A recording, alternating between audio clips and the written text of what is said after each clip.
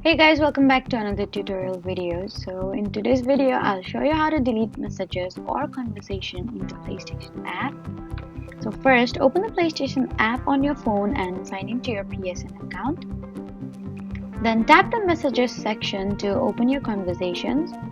Then find the conversation you want to manage and open it. Now depending on your current app version, look for the conversation options or settings menu. And if a deleted option is available, then select it and confirm that you want to remove the conversation. Now keep in mind that deleting a conversation from your app doesn't necessarily mean the other person loses their copy of the messages. And if you don't see a delete option, check whether your PlayStation app is updated to the latest version.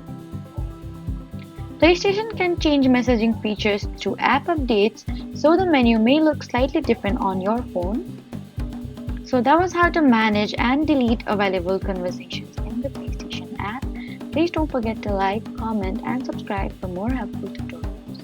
Thank you for watching.